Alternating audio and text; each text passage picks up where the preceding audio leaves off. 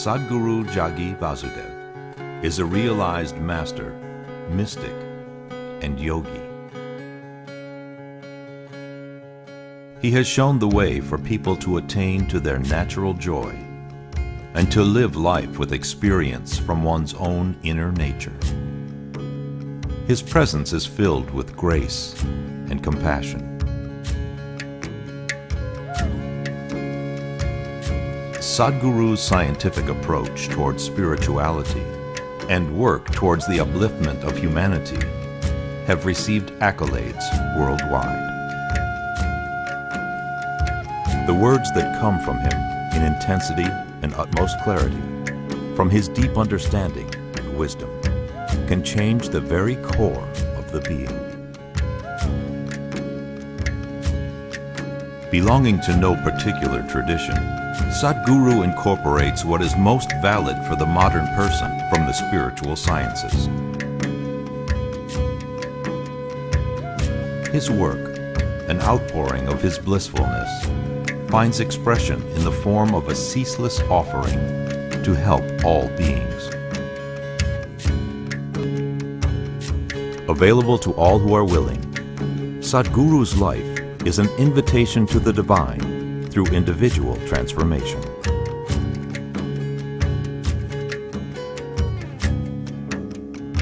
Welcome to the silent revolution of self-realization.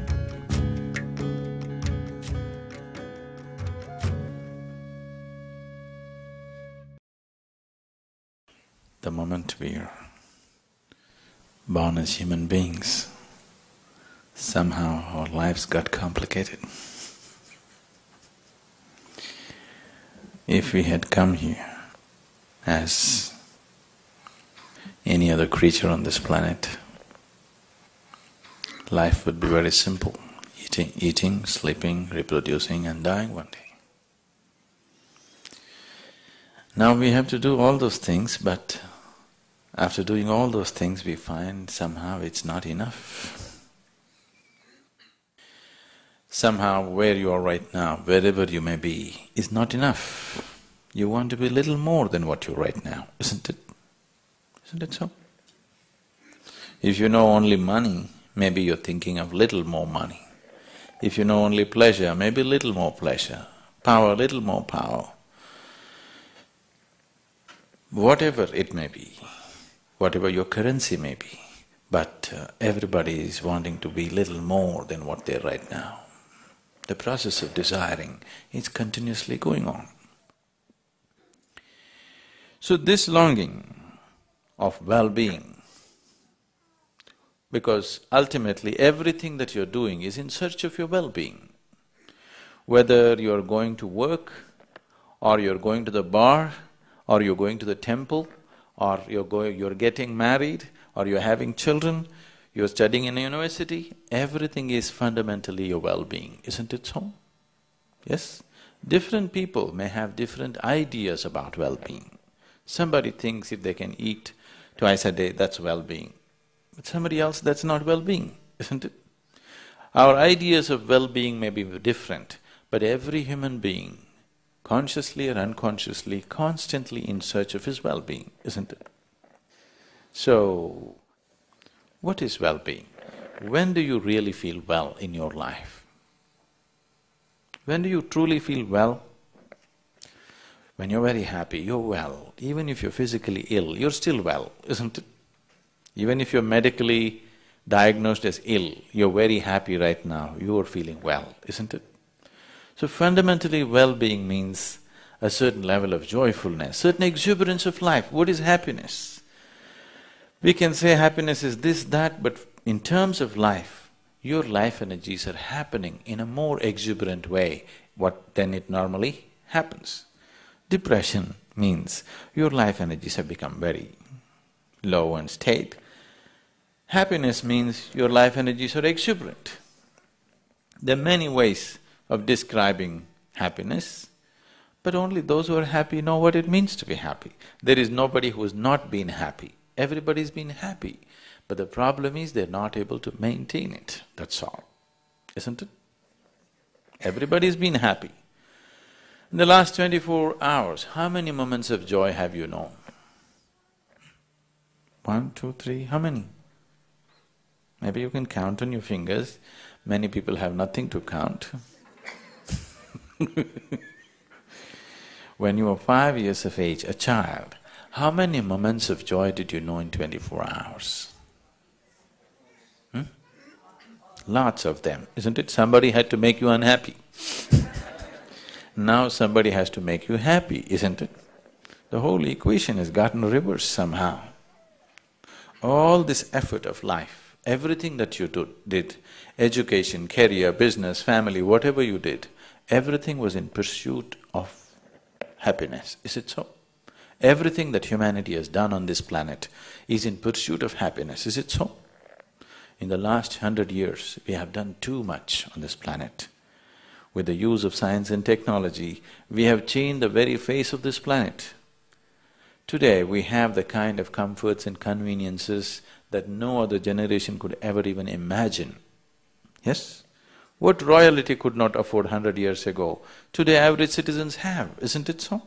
Aren't most of you driving chariots with 100, 200 horses? Yes? Even kings could not afford this. But are we any happier? We are definitely the most comfortable generation ever on this planet, is it so, physically? But are we also the most joyful generation? So it's not worked. Science and technology has brought enormous amount of comfort and convenience to our lives. Things that we could not imagine just 25 years ago are just a living reality today, isn't it? But are we any more joyful? No. And all these comforts and conveniences have not come easy, they've come at a tremendous cost to every other life on this planet. Yes? Every creature, from plant to animal to everything, including human beings, have paid an enormous price to create these comforts and conveniences, and we are not even happy. What is the point? We are literally making a bonfire of this planet. If you are ecstatic, it's okay, burn the planet, it's all right. We are not even happy. I think it's time to really look at it, isn't it? Why are we burning it up if we are not even happy? Now the problem is you're in pursuit of happiness. It is enshrined in your constitution also here. In pursuit of happiness. What does pursuit of happiness mean? That you want to do so many things to be happy. Yes? Yes, that's what it means. That you must have the freedom to do many, many things to be happy. See, whenever happiness happened to you, whenever you are happy, it doesn't matter where the stimulus was. Where did you become happy, inside or outside? Inside. Yes? Did you ever experience happiness out here? No. Such a thing has not happened, because the seat of human experience is within you, not outside of you. People are talking about inner happiness, outer happiness. There is no such thing. Happiness and every human experience has always been internal, never been external, isn't it? So happiness is internal, but the starter button is outside in the world, somewhere else, in somebody else's hands. Now, some amount of inner handling is needed, which has not been done. When I say inner, I am not talking about your body or your mind, because your body and your mind comes from outside. See, when you were a child, your body was so small, now it became this big. How? How? The food that you ate, isn't it? So what you call as my body actually is a heap of food.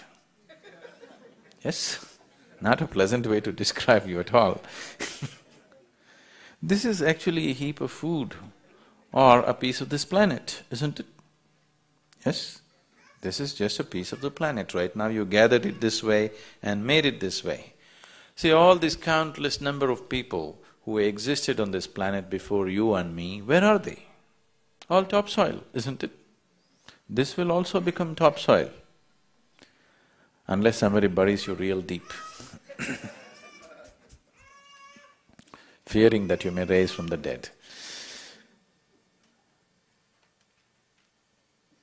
So this body is something that you accumulated from outside, yes? What you call as my mind is a huge heap of impressions that you gathered from outside, is it so? All the content of your mind is a huge heap of impressions. So between these two, this huge heap of impressions and this heap of… I won't call this huge, this heap of food that you gathered from outside, if you have to gather so much, there must be something more to gather this, isn't it? Yes? But your experience of life is limited to just this, your body, your mind and your emotion. When I say mind and emotion, they are not really different. What you call as my emotion is just the juicier part of the thought. Thought is dry and straight. Emotion is little juicy. Without that, you would feel too dry and thirsty. So because to quench that thirst, you make a certain part of your thought emotion. The way you think is the way you feel, isn't it so? Yes? Right now you think this is a wonderful person, you have sweet emotions towards that person. Right now you think somebody else is a horrible person, you have ugly emotions towards that person. You cannot think he's a horrible person and have sweet emotions towards that person, isn't it? You cannot think this is a wonderful person and have ugly emotions towards this person. The way you think is the way you feel. People think they are different simply because emotion has a certain amount of drag time. See, today you thought this is a wonderful person. Tomorrow morning your thought told you this is a horrible person. But thought immediately changed its direction. The moment it saw a few things, it just immediately changed its direction. Emotion cannot change its direction, it has its own drag time. It still continues. But after 3 days, emotions will also change. Maybe 3 days or 3 years, how long you take, it's different. But it will change, isn't it? It'll catch up with your thought or no? It does. Emotion is more fluid, so it has drag time, you can't gather it immediately. Thought you can gather it immediately and redirect it this way. Emotion you can't gather it immediately, it spills all over the place, it takes certain amount of time to gather it. So your thought, your emotion, your body, everything has been gathered from outside. So what you have from outside, you can gain, you can lose, isn't it? You can gather it, what can be gathered can be lost, isn't it so? And it will be lost. Either in the course of life or in the process of death, it will be lost. And when you constantly live with something that is going to be lost and that can be lost any moment, naturally you will live a very unstable and insecure life, isn't it? Just see how much of your life has been structured around your security. Almost everything that you do is about your security, isn't it so? Yes? Is it so? Please carefully examine your education, your career, your family, your children, your emotions, everything are centered around your security somehow, isn't it? When you're constantly thinking about security, when you're constantly concerned about your security, you will not walk full stride of your life. Every step will only be a half a step. You cannot let yourself go completely into the process of life. Always the question is, what will happen to me? What will happen to me is the question, isn't it? Till this problem is taken away, you will never realize the full potential of who you are. You will never find full expression, either to your body or to your intelligence or to anything, till this question of what will happen to me is taken away from your life.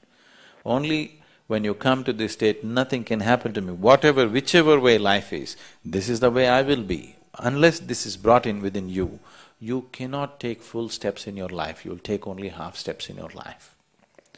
So the spiritual process means bringing another dimension which is beyond the physical into your living experience, so that this problem of security and insecurity is gone.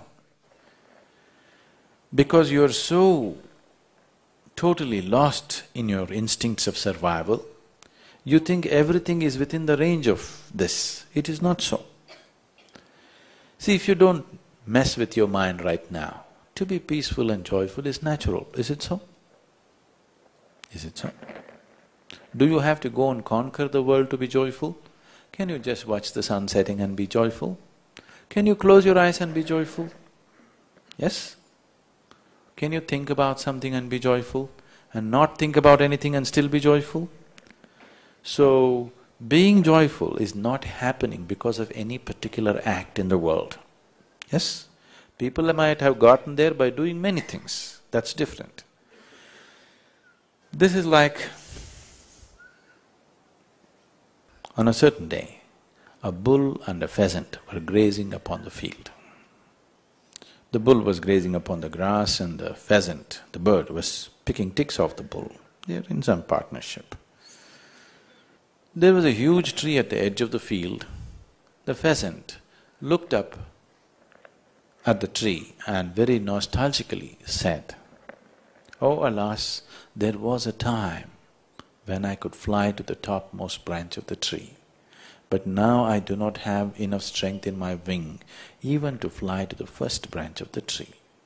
The bull very nonchalantly said, "Oh, that's no problem. If you want to get to the top of the tree, every day you take a certain dose of my dung. Every day eat some of my dung and within a fortnight you will get there." Very hesitantly, the pheasant started pecking at the dung, and lo, on the very first day he reached the first branch of the tree.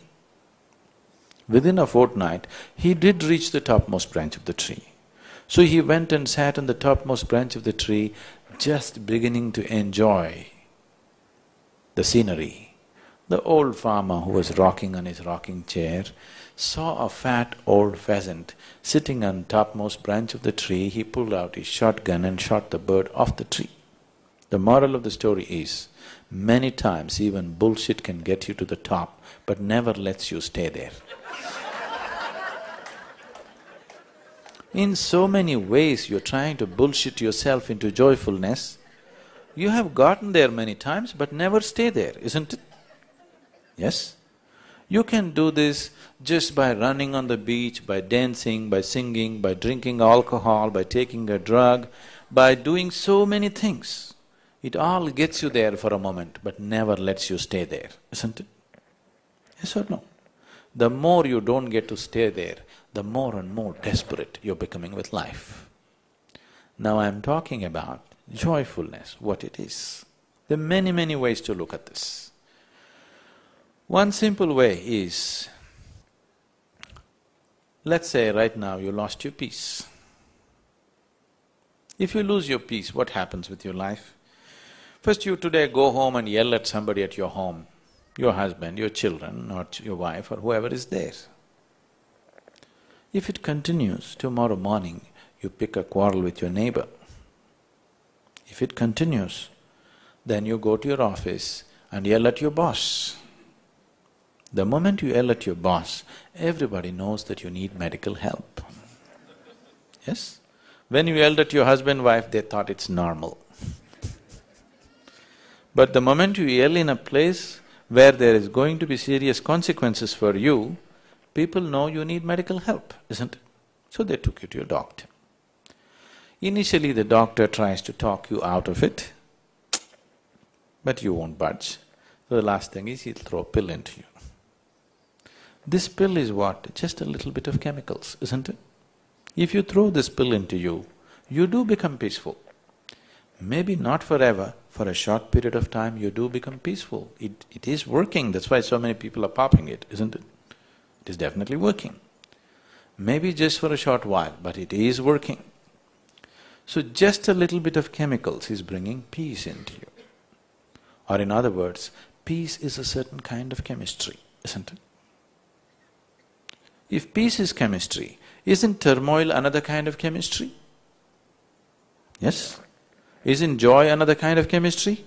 Isn't misery another kind of chemistry? Agony another kind and ecstasy another kind? Every human experience has a chemical basis to it.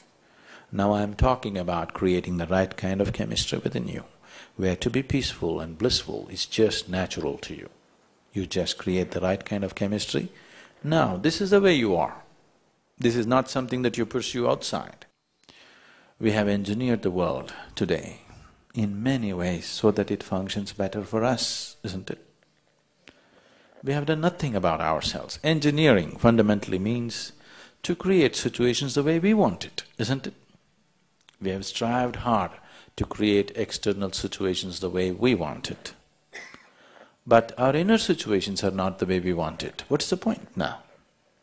We are sitting with the kind of climate that we want in the outside, but the inner climate is not good. This doesn't work, isn't it? It doesn't matter where you are. You are sitting in a palace or in heaven, but your inner situation is not good. Now, it doesn't matter, isn't it? Yes?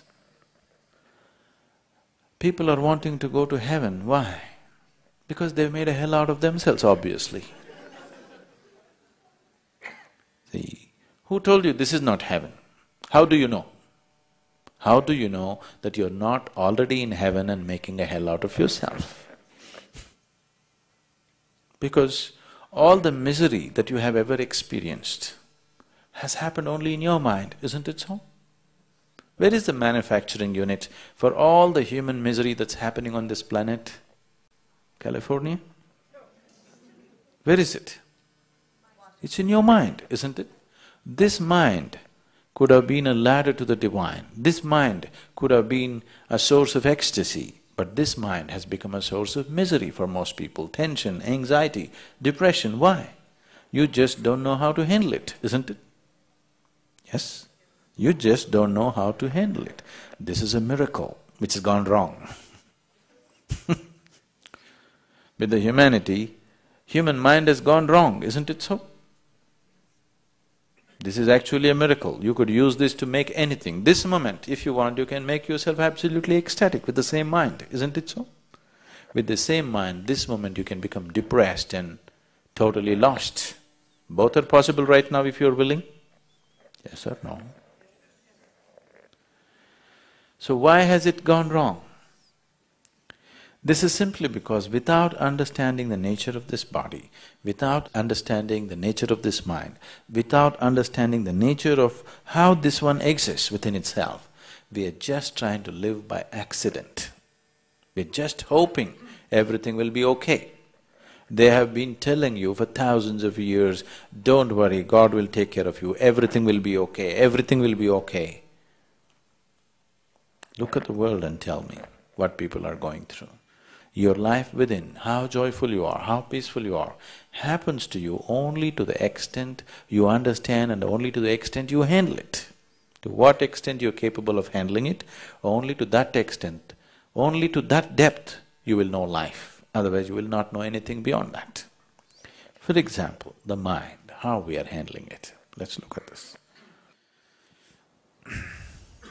See, the nature of the mind is anything and everything your five senses come in touch with, your mind collects. Most of the impressions that you have gathered in your mind are unconscious. Every waking moment and every sleeping moment of your life, whatever comes in touch with the five sense perceptions is recorded. Every sound, every smell, every touch, every sight that you have gathered is all there in your mind. Some of them you are able to pull back and use, much of it you are not able to pull back. But it is functioning, it is creating impacts on you in so many different ways, all these impressions. So this mass of impressions that come in, you have no discretion about what to take in and what not to take in. Whoever comes your way will stuff something into your head and go, you can't stop it.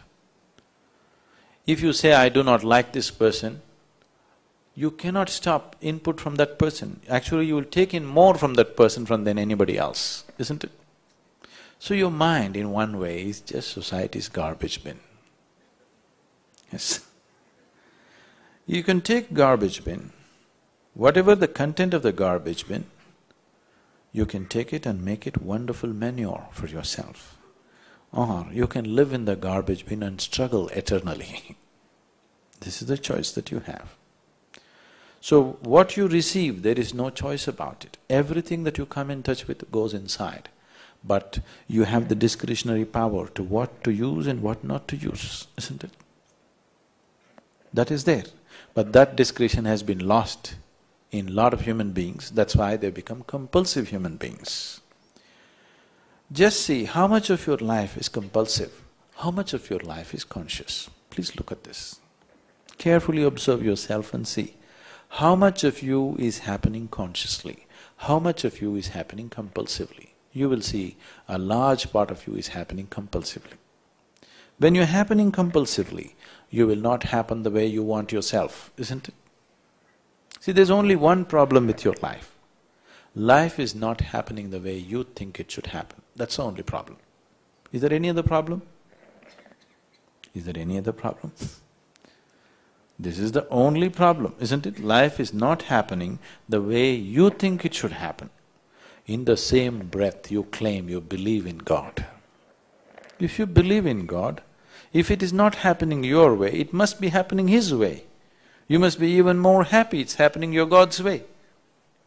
That's not the reality. So, world is not happening your way, it's okay. But now the problem is you are not happening your way. This is the problem, isn't it? Yes?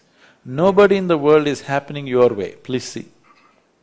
Nobody around you will happen 100% your way, isn't it so? Yes? Nobody happens your way, it's okay. But this one person must happen your way. If this one person doesn't happen your way, you will become a tragedy. That's the tragedy of humanity. The world is not happening your way, that is not the problem. You are not happening your way, that's the problem, isn't it? So if things happen to happen your way, you have begun to understand in the world that you have to engineer it so that it happens your way. Now if you engineer your car properly, if you turn it here, you want it to go here, it goes right there. If it's a good car. Otherwise you do it here, it goes and turns there. You know, there were cars like that before? Yes? Do you know in 50s and 60s, the American cars, if you want to turn them there, you have to turn them here? Not anymore, isn't it? Because better engineering. The same with you. No inner engineering has been done for you, isn't it? Just by accident you're trying to happen. So what you gather is not the problem. Your ability to use what you want is the question, isn't it? Isn't it good all the shit in the world you've gathered in your head? It's best you collect it. Because if you don't know, you will walk into it every day. If you know all this, you can see that you don't walk into those things, isn't it? Yes? See, being free of something and being ignorant of something is very different. Yes? You're ignorant of the ways of the world, you will bump into it today or tomorrow. You know all the crooked ways of the world, but you don't give in to that. You're consciously not there in it. That's a different thing, isn't it? So suffering is not conscious.